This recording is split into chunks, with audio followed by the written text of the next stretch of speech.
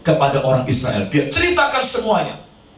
Harapan Musa, semoga bangsa Israel mulai bergairah kembali, mulai semangat kembali. Ya, berita baik begini harusnya membuat orang semangat dong. Ya, berita baik begini harusnya membuat mereka exciting. Tapi lihat apa reaksi bangsa Israel. Saya baca 8, lalu Musa mengatakan demikian kepada orang Israel, tetapi mereka tidak mendengarkan Musa. Terjemahan berkata mereka acuh.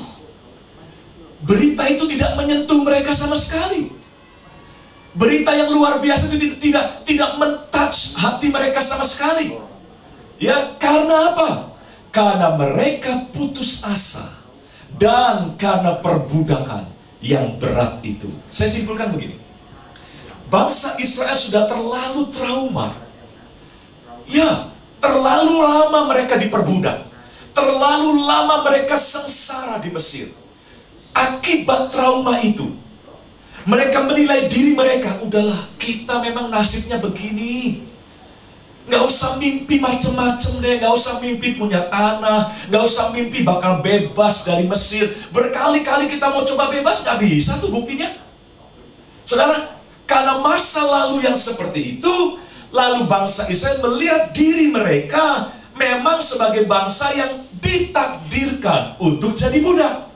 Mereka melihat diri mereka sebagai pribadi-pribadi yang ditakdirkan untuk tidak bisa merdeka, tidak bisa punya warisan apapun. Makanya ketika mereka dengar berita baik dari Tuhan, mereka nggak percaya. Mereka nggak tanggapi, Musa hanya bisa memberi impian di siang hari bolong.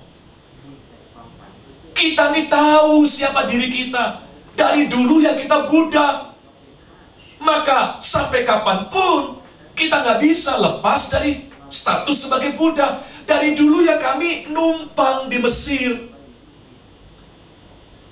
Sampai kapanpun kami nggak akan bisa keluar dari Mesir. Nah, karena masa lalu yang demikian buruk, akhirnya melahirkan self-image yang salah dalam diri bangsa Israel. Dan orang kalau melihat dirinya dengan cara yang salah, maka Tuhan mau tawarkan apapun, nggak akan jalan, saudara. Tuhan tawarkan janji yang baik, dia nggak bisa percaya. Masa sih? Masa sih saya bisa sukses? Dari dulu saya gagal melulu kok. Masa sih saya bisa punya rumah sendiri? Dari nenek moyang saya kontrak melulu kok. Masa sih saya bisa dipakai Tuhan? Keluarga saya, tanda kutip, brengsek semua kok. Nah, melihat masa lalu seringkali itu mempengaruhi cara pandang kita terhadap diri kita sendiri. Nah, kalau kondisi kita seperti ini, kita punya self-image yang salah di hadapan Tuhan. Ya, kita nggak melihat diri kita sebagai umat pilihan Allah, bangsa pilihan, ya, orang-orang yang berharga di mata Tuhan, anak-anak Tuhan yang dicintai, dikasihi Tuhan. Kalau kita nggak bisa lihat diri kita seperti itu, maka Tuhan mau lakukan apapun dalam hidup kita, nggak akan jalan. Bukannya Tuhan nggak mau memberkati, Tuhan sudah tunjukkan inisiatifnya nih, aku mau berkati kamu. Tapi masalah berkat itu jalan apa enggak? Terwujud apa enggak? Butuh kerjasama dari kita. Dari sisinya Tuhan, dia selalu siap mengerjakan hal-hal yang besar dalam hidup umatnya. Lihat ayat 5, 6, 7 tadi kan. Tanpa diminta, Tuhan tawarkan proposal yang dia akan lakukan bagi umat Allah. Tanpa diminta. Ingat, Tuhan kita gak perlu dipaksa-paksa. Tuhan kita memang selalu punya inisiatif baik untuk kita. Selalu. Tapi masalahnya, terwujud atau tidak inisiatif baik Tuhan itu tergantung dari respon kita. Nah, seringkali respon kita pesimis. Ya itu kan orang lain yang diberkati. Mungkin mereka bisa. Ya itu kan Pak Niko ngalami restoration, abundant life. Ya itu kan hamba-hamba Tuhan yang diurapi. Ya kita kan beda. Ya keluarga kita beda. Wah, lalu kita menilai diri kita sepertinya ya nggak cocok dengan yang Tuhan mau lakukan itu. Saudara, saya simpulkan begini. self-image yang salah akan menghalangi karya Tuhan dalam hidup kita. Self-image yang salah akan merusak, mengacaukan rencana Tuhan yang sebetulnya menjadi hak kita. Nah, inilah yang seringkali merugikan kita habis-habisan hari-hari ini. Saudara ketahuilah, yang merugikan hidup kita bukan situasi yang buruk, tapi sikap hati yang buruk. Ya, di dunia sekuler, sudah bukan rahasia lagi bahwa mereka yakin, para manajer, para CEO, para orang-orang karir gitu ya, mereka yakin bahwa kalau dulu ya, beberapa dekade yang lalu, orang mementingkan IQ untuk sukses. IQ apa? Kemampuan otak, kecerdasan otak. Tapi sekarang orang mulai yakin IQ bukan hal yang paling menentukan. Ada lagi yang namanya EQ, emotional quotient, kecerdasan mental. Ini bicara soal respon, sikap terhadap sebuah situasi, terhadap sebuah tantangan, ya, sikap mental, mentalitas kita.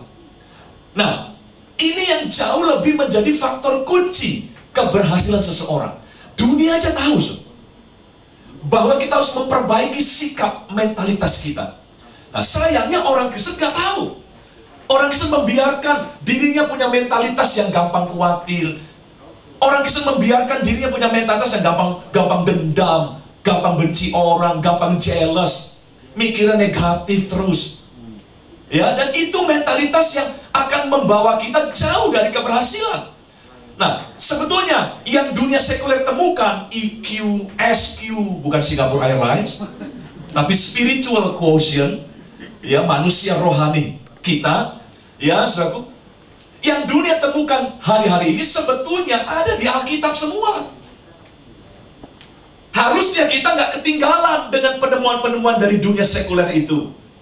Ya, dan ini bukti bangsa Israel tidak bisa menikmati apa yang Tuhan akan sediakan, yang kerjakan bagi mereka, karena mereka menjegal rencana Tuhan itu dengan sikap mental yang salah. Mental mereka, mental budak. Ya, mereka menghukum dirinya sendiri karena masa lalu mereka. Gini loh, saudara, saya punya kalimat yang sangat indah untuk saudara pegang dalam hidup saudara, seperti saya pegang juga. Seburuk apapun masa lalu kita, jadikan itu hanya sebagai guru bagi masa depan kita. Jangan jadikan itu sebagai nabi bagi masa depan kita. Kenapa? Seringkali orang membuat masa lalunya sebagai nabi, sebagai penentu masa depannya. Mereka mengukur gimana ke depan berdasarkan gimana masa lalu.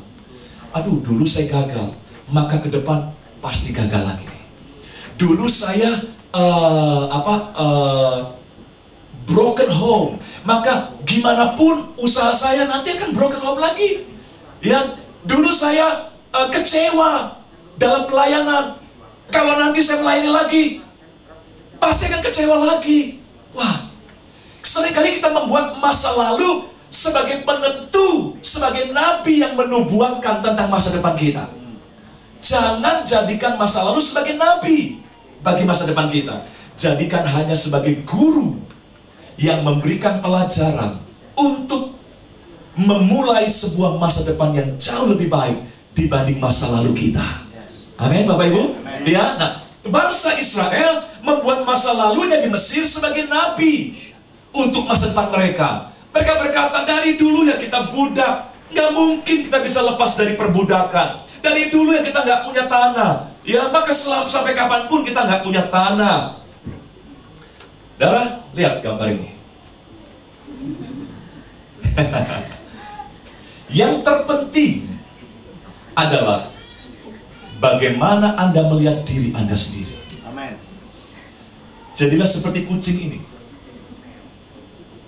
Fisiknya memang kucing, tapi kalau dia lihat siapa dirinya, kalau dia bercermin untuk melihat siapa dirinya, dia membayangkan dia seperti singa yang perkasa.